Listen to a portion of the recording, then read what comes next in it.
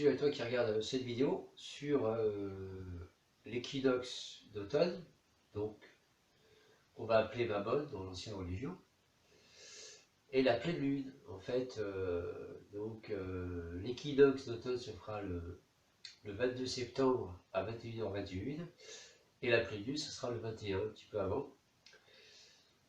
Alors pourquoi je fais cette vidéo sur quel rapport avec par exemple le livre Soyons le changement de société? Eh bien, pour initier un changement de société, il faut aussi montrer l'exemple de ce qu'on fait. Donc, moi, je suis les sabbats. Alors, pourquoi je suis les sabbats? Parce que les sabbats, en fait, nous reconnectent un rythme, le rythme naturel des saisons, mais aussi du mouvement de la planète.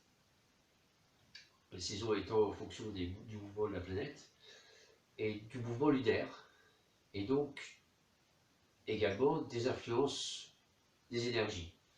Alors je sais que pour beaucoup, les influences des énergies, tout ça, ça n'existe pas. Le prana, ça n'existe pas. Alors, pas d'énergie, ça ne bouge pas, il n'y a rien qui bouge sans énergie. Les énergies ont un sens, comme dans une pile, plus moins. Euh, on peut voir que les jours décroissent à partir du solstice d'été, c'est-à-dire de l'Ita, c'est-à-dire du 21 juin, et se remettent à augmenter après le 21, entre le 21 et le 23 décembre, c'est-à-dire Yule, solstice d'hiver, et qu'ils sont à peu près identiques, donc ils sont identiques normalement aux équinoxes d'automne et de printemps, c'est-à-dire le Mabon de Stara, et que entre, eh ben, il y a ce qu'on appelle les saisons. Saisons qui sont en fait imbriquées et qui ne sont pas sectorisées, mais ça c'est encore un autre débat. Et donc là on arrive quand même sur une énergie très intéressante, puisque nous sommes à la fois sur une énergie de pleine lune. Donc l'influence lunaire d'une pleine lune commence environ 3 jours avant, c'est-à-dire 72 heures avant, on commence à sentir l'influence. On commence à vraiment avoir l'influence 48 heures avant, et on est vraiment dans l'influence 24 heures avant. Et bien sûr 24 heures après. Et si on veut vraiment être dans les énergies de la pleine lune, et ben on va choisir 12 heures avant, 12 heures après. Et là, là ça se croise entre l'équinoxe d'automne et la pleine lune. Donc l'énergie de la pleine lune, c'est l'énergie de, en fait, vous imaginez l'énergie solaire qui est une énergie masculine qui frappe l'énergie de la lune, qui est une énergie féminine, et qui va donc créer quelque chose. L'énergie masculine va dans la terre, prend cette terre, et va faire quelque chose dans l'horizon des maintenant. D'accord? Hein? Bon, je vous la fais chrétien. Et nomine Patris et Filii Spiritus Sancti. Et donc c'est bien aussi de, si on veut initier un changement de société, de se reconnecter à ce qu'on appelle une vraie religion. Une religion, c'est pas les prêtres qui te disent debout, couché, il faut t'habiller comme ci ou comme ça, c'est pas ça. C'est le fait de se reconnecter à ce qui est la nature d'elle, naturelle. Donc aux énergies, au rythme des saisons, au rythme terrestre. Et ça, quand on se reconnecte à ça, ce qui va se passer, c'est qu'on va se reconnecter à une réalité. Alors justement, d'ailleurs, j'ai écrit le livre Soyons le changement de société, parce que avant mon entrée en politique, je suis dans une perception de la réalité qui est complètement faussée. C'est-à-dire, je crois que l'économie fonctionne comme ça, mais c'est pas vrai. Je crois que l'écologie c'est ça, mais c'est faux. Je crois que les gens ceci, mais en fait pas du tout. Je crois que l'argent est créé comme ça, mais absolument pas. Euh, je, je prends les vessies pour des lanternes, en fait, en gros, c'est un peu ça. Et ça, c'est parce que j'ai pas l'information, j'ai pas le savoir. Et quand on est déconnecté de la réalité, on n'a pas le savoir, on n'a pas la connaissance. Donc ne peut pas être bien, hein, c'est évident. Alors que si on est connecté à une certaine réalité, ça va être mieux. Donc Mammon, c'était à l'équinoxe d'automne, c'est le moment très fort d'introspection.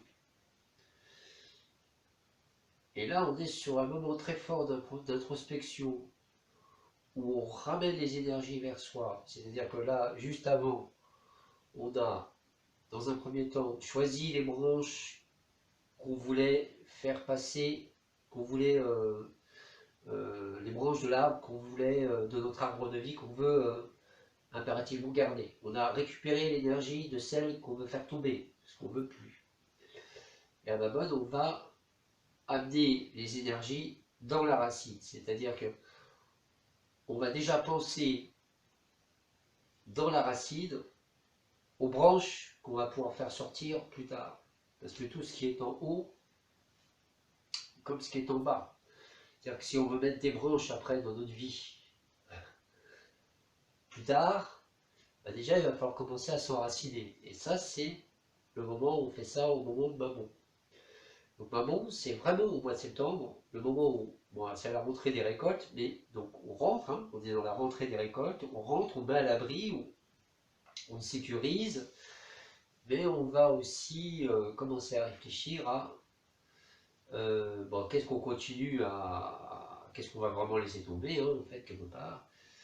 Et puis, comment on va équilibrer, quelles branches on devrait faire pousser par rapport au choix qu'on a fait là actuellement pour que notre arbre de vie soit encore plus équilibré l'année suivante.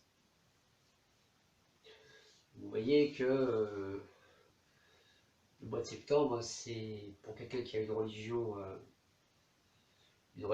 enfin, qui suit la religion des sabbats, c'est quand même quelque chose d'important. Et c'est un sabbat où la pomme, c'est-à-dire la connaissance, est très importante. Alors la connaissance, c'est avec la naissance. Et la pomme, quand vous la coupez si vous la coupez en deux, vous ne voyez pas, mais si vous la coupez dans le sens horizontal, vous avez une étoile à 5 branches, qui va représenter l'esprit, qui descend dans la lumière, qui descend dans l'air, dans l'eau, dans la terre, et qui redescend ensuite, qui continue jusque dans les terres. Hein, ce qui fait en fait ce qu'on appelle le pentagramme. L'esprit 2 va dans la lumière, dans le feu, puis dans l'air. Donc à chaque fois c'est l'élément de plus en plus dense. L'eau, la terre, et ensuite l'élément le plus dense, c'est l'éther. C'est-à-dire le vide. Hein, si vous voulez, le vide. Mais en fait, aujourd'hui, on sait que l'éther, il n'y a pas de vide, ça n'existe pas. Mais bon, ça, il faut un peu aller creuser dans la physique quantique.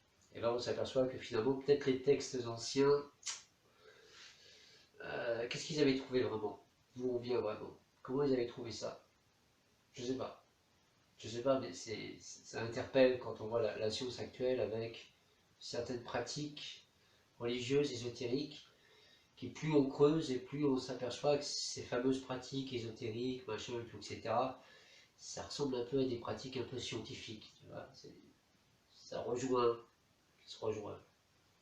Alors on se dit on peut peut-être suivre les énergies, comme on va suivre la vague, comme on va suivre... Vous savez, une vague, si vous êtes pris dans une shortcut par exemple, si vous allez à l'encontre de la shortcut, vous allez vous faire casser en deux. Si vous êtes pris un jour dans une shortcut, vous prenez votre respiration et puis vous voyez où est-ce que ça vous mène.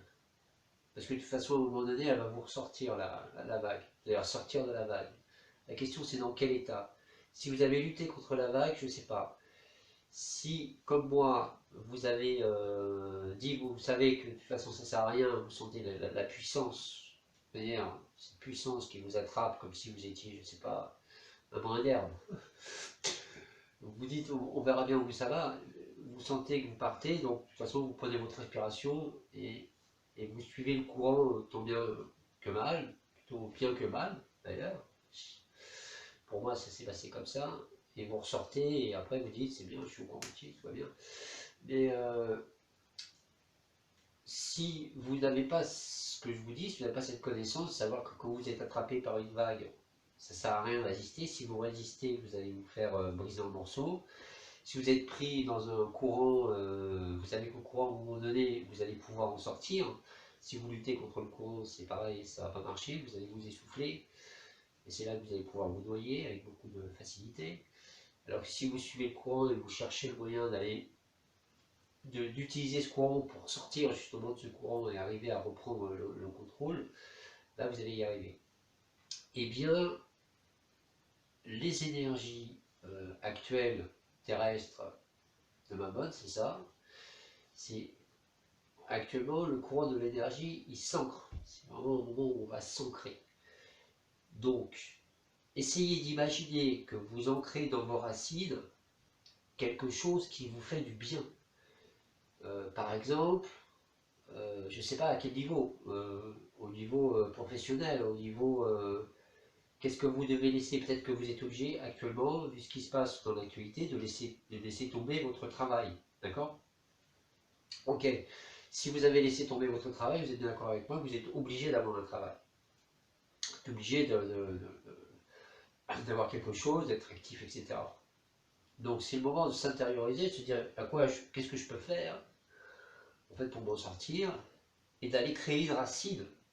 Et de dire, bah tiens, je peux peut-être m'en sortir en faisant telle profession. Donc je vais créer une racine comme ça, pour rééquilibrer ma vie, puisqu'apparemment ma branche professionnelle elle s'est cassée la gueule, il faut que j'en crée une autre. Donc je vais aller recréer une racine à côté d'une autre branche professionnelle avec laquelle je vais pouvoir m'en sortir. Est-ce que vous voyez le truc? Donc c'est vraiment un moment d'introspection, de réflexion. On va pouvoir ancrer quelque chose pour après sortir une branche. Donc là j'ai parti de la branche professionnelle, je la mets là, mais il faut être là. Hein. Voilà, donc ça c'est maman. Et quelle importance des sabbats? C'est aussi un moment de faire la fête. Il y a 8 sabbats, 8 fêtes. On ne fait pas que la fête à Noël. On peut se faire des cadeaux 8 fois dans l'année aussi. Avant d'ailleurs, c'est ce qu'on faisait. Et puis on ne se faisait pas des cadeaux achetés au supermarché, on se faisait des cadeaux faits nous-mêmes.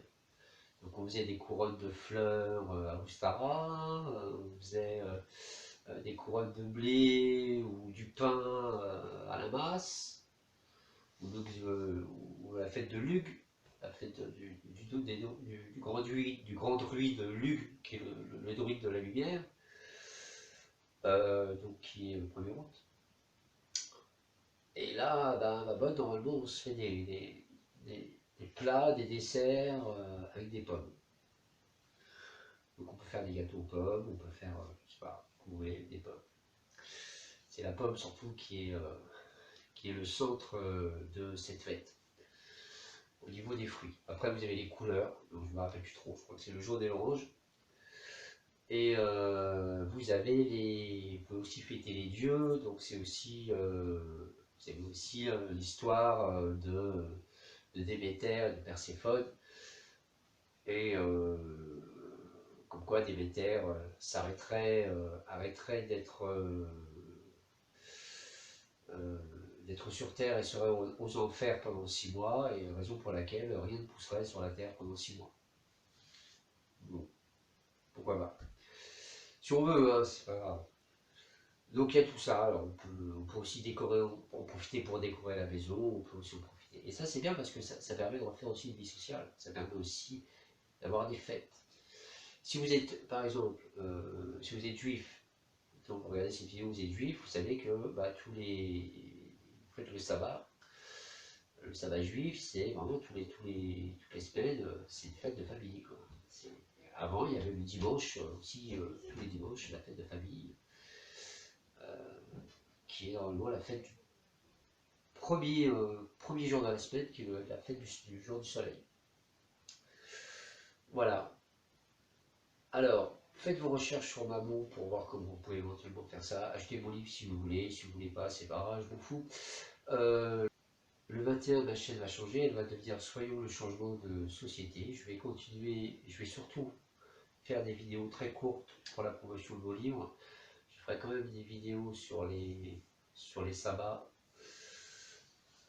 Ceci dit, j'ai fait une chaîne sur laquelle je vous demande de vous abonnés qui parlera de spiritualité, d'ésotérisme, qui est le cercle magique avec la possibilité d'entrer dans un égrégore, c'est-à-dire d'obtenir des informations pour pouvoir améliorer votre vie.